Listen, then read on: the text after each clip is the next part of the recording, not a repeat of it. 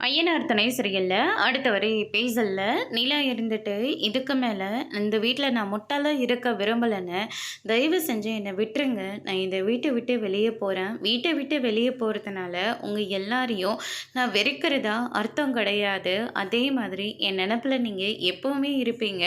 எதனா ஒண்ணுனா, நான் தான் முதல் ஆளா இந்த வீட்ல வந்து நிப்பேன். ஆனா, இப்போதைக்கு நான் இந்த வீட்ல இருக்க மாட்டேன். இவர் இருக்கிற இந்த வீட்ல இனிமே நான் இருக்க போறது இல்ல. அப்படின்னு சொல்லிட்டு நம்ம நிலா வந்து சொல்லிக்கிட்டு இருக்காங்க. உடனே நடேசன் இருந்துட்டு, "வேணும்னா நான் இவள இந்த வீட்ட விட்டு வெளிய தொரத்திடுறேம்மா.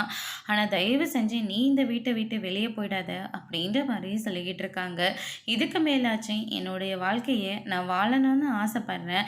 ஆனா அதுக்காக நீங்க பண்ணி கொடுத்த இந்த பெரிய ப்ராஜெக்ட்ட கண்டிப்பா நான் முடிச்சு குடுப்பேன். அதே மாதிரி உங்கள நான் எப்பல்லாம் பார்க்கணும்னு எனக்கு தோணுதோ, கண்டிப்பா நான் அப்பல்லாம் உங்க எல்லாத்தையும் பார்ப்பேன். இவருக்காக தான் நான் இந்த வீட்டை விட்டே வெளியே போகிறேன். என்னை எல்லாரும் மன்னிச்சிடுங்க அப்படின்ற மாதிரி சொல்கிறாங்க. அதுக்கடுத்து தான் நம்ம சேரன் இருந்துட்டு பேசலான்னு சொல்லிட்டு போகிறாங்க.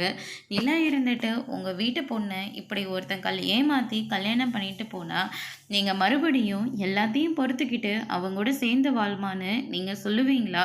சொல்லுங்கன்னு அப்படின்னு சொல்லிட்டு கேட்கவும், அதுக்கடுத்து தான் சேரன் எதுவுமே பேச முடியாம வாயடிச்சு போய் இருக்காரு. உடனே பல்லவன் இருந்துட்டு திடீர்னு நிலாவோட காலில் விழுகிறாங்க. அண்ணன் ரொம்ப பெரிய தப்பு பண்ணியிருக்கு.